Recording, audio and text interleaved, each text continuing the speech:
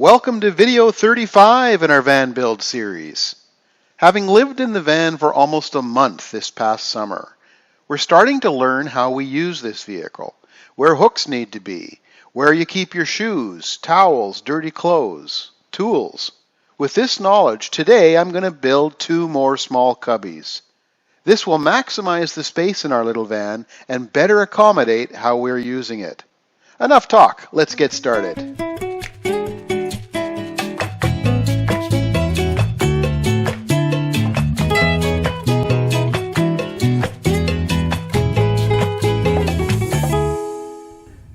This is one of a half dozen different little areas that we need to address. We just finished about a month living in the van, and we want to be able to make better use of certain areas. So this area we had planned right from the beginning as our garbage. But as you can see in the background here, we also have our diesel heater. And in order to use that each morning, we just pull this out. And I want to actually just keep this in here, but on a raised platform. So I'm going to deal with that now. And then underneath that platform, there'll be some pipe like this connected onto here and coming out a sidewall like this, turned like that to apply hot air to the room.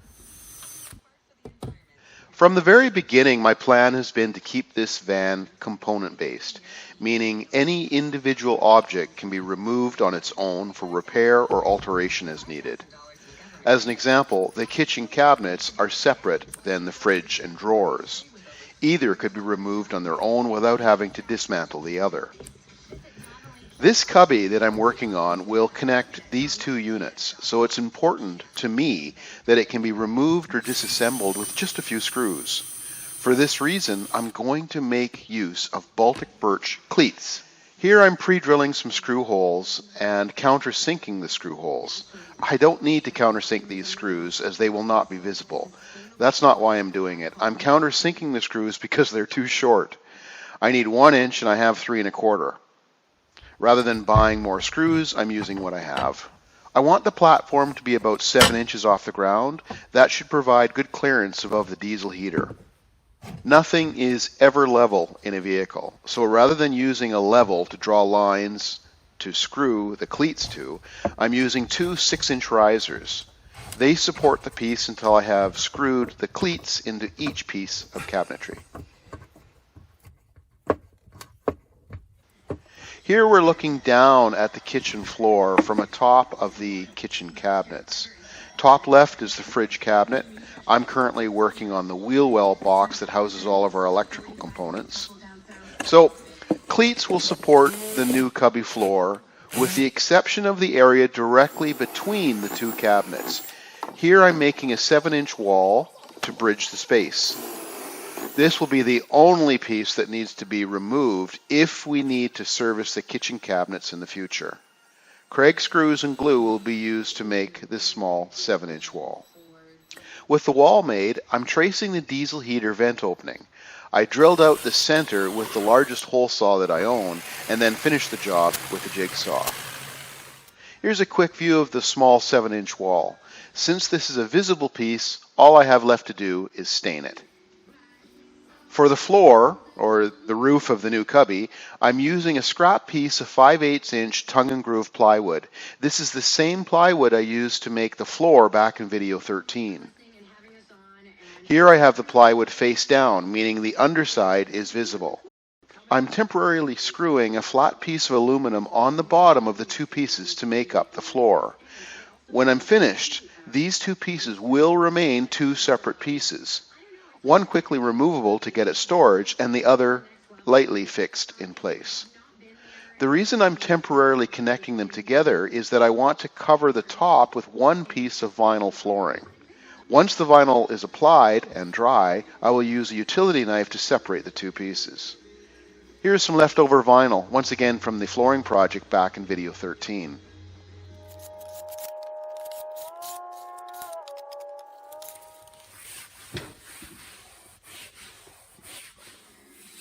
Now I'm mounting the diesel heater vent housing. Now, I'm not a fan of doing work twice. but I make mistakes all the time, and I completely overlooked the profile of this exhaust vent.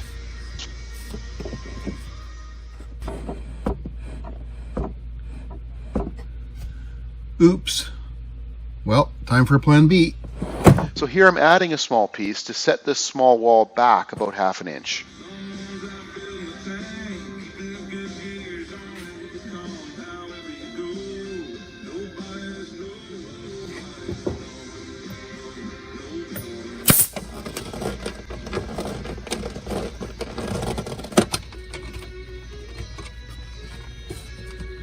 With the adhesive dry, I'm removing the excess vinyl.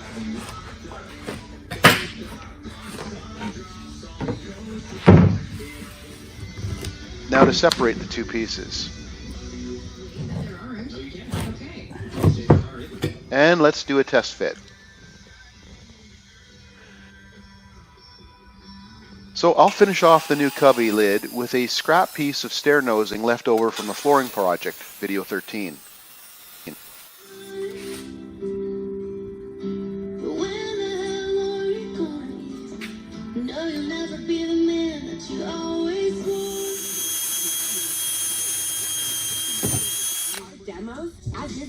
And open boxes also gotta go. That's over. The area directly behind the heater will be used as a toolbox to store those items that I don't need every day, but I want to have with us while we're traveling.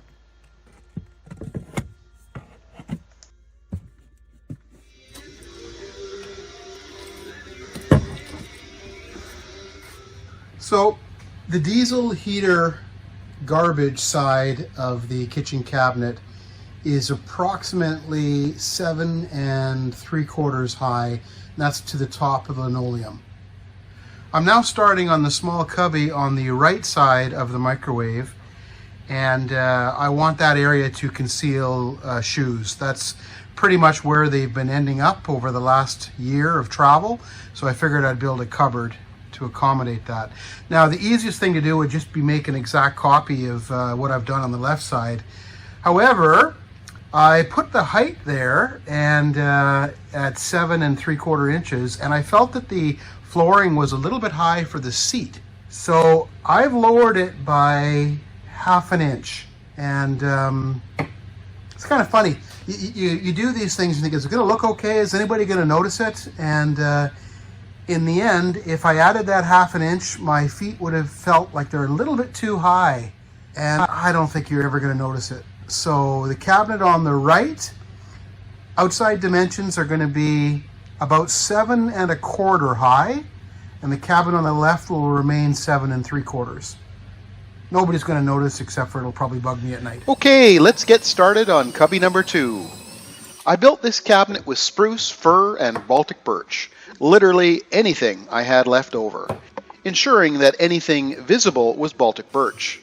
Here I'm reducing the cabinet weight by 1/3 by removing material not needed. As I will be completing these cutouts with a jigsaw, I'm first scribing the wood with a utility knife. I then follow this line with the jigsaw, ensuring I'm cutting on the waste side. This ensures minimal tear out on the good side of the line.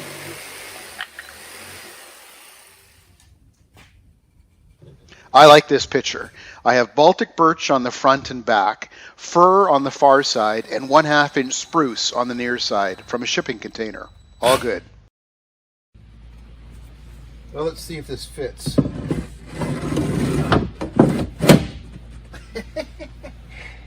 Awesome.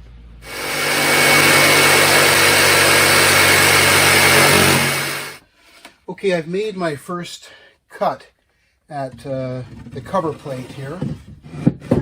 Slide it in. There we go. That's essentially going to fit like that. That's the easy part. I have to make this open. And you can see, obviously, I've got to have this part fixed, which means I'm going to need a seam about here. And probably the same on this side. As a matter of fact, if you look at this chair, which is all the way back, let's pretend this is the lid. This will have to fit in here. Probably hinge about there, maybe about 1.5 inches, 2 inches from the back. and come up, too close, come up like this, and you can see even here, this is too wide. So I'm going to measure between here and the chair, and then probably give an extra ½ inch each side. And so the actual door that opens is probably going to be about from here to there. Fairly narrow. Pop it up. You'll shove your shoes in each side and close it again. So I got to sort out that next. Okay, let's make a mark.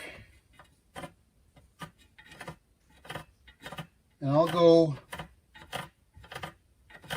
another ½ inch inside for the actual opening. I didn't have a baked plan on how I was going to hinge this door, so I quickly made a mock-up to see if some hinges that I'd picked up at Lee Valley would work. That'll be held down tight, like that. They'll spring on it, and you open it, you grab the edge, lift it up, put your shoes in, close it down. Cutting the opening took some thinking. For the door openings, since there was no through cuts, I completed the first 2 cuts with a table saw and then completed a plunge cut with the radial arm saw, lowering the saw for each path. I then finished the corners with a jigsaw. Now, I knew that I couldn't use the removed piece as the actual door. With a 1/8 inch saw blade, the door would have been 1/4 inch smaller than the opening.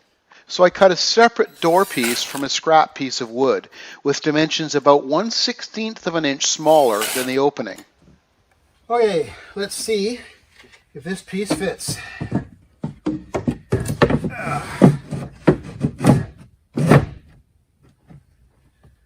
Okay.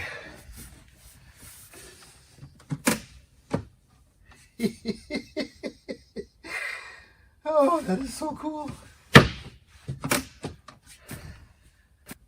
Okay, I think that's a good spot to end for the day. I'm not sure what these pieces are called. There's probably a name for them. I'm going to call them door jambs. I added 2 door jambs made from 3/16 plywood. Now I'm not sure if they're needed, but it does add significant integrity without adding much weight. Prior to the installation of the linoleum, I used some plastic wood to fill the voids in the fir plywood.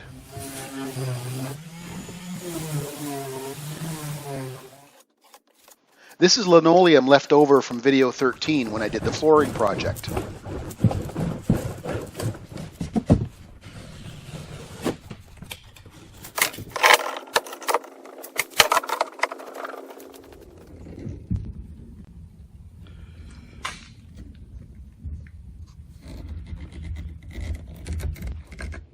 The next day, with the linoleum dry, I removed the excess material. Now to cut out the door. Wow, this was harder than I thought. Because of the door jambs on the backside, the cutout locations were not visible. Thankfully, I measured the offsets and wrote them down on this scrap piece of Baltic prior to laying the linoleum. This took a while. Opening the door for the very first time was surprisingly difficult. All of the adhesive between the cracks was really hanging on.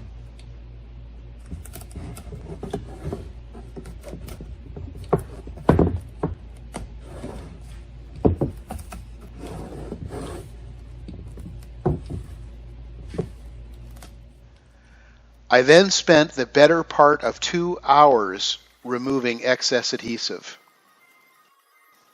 With the linoleum down, I'm now adding the first of 2 coats of mini wax polyurethane. This cabinet will not be attached to the kitchen sink cabinet. It'll only be attached to the floor. Here I'm adding 3 brackets just for this purpose. Like the cubby on the left side of the kitchen cabinet, I'm adding stair edging to finish this cupboard.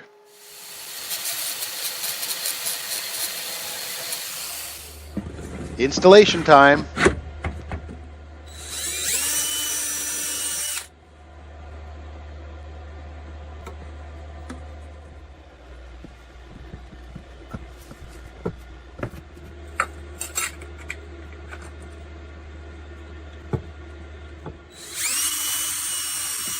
The screws holding the stair edging in place serve a second purpose as well. They also hold the top securely to the base. So removing this cabinet in the future involves little more than removing 3 screws holding the stair edging in place. So the last thing I had to do is I just had to cut a little notch out of the corner of this plastic A-pillar trim. So I'm going to pop that in right now.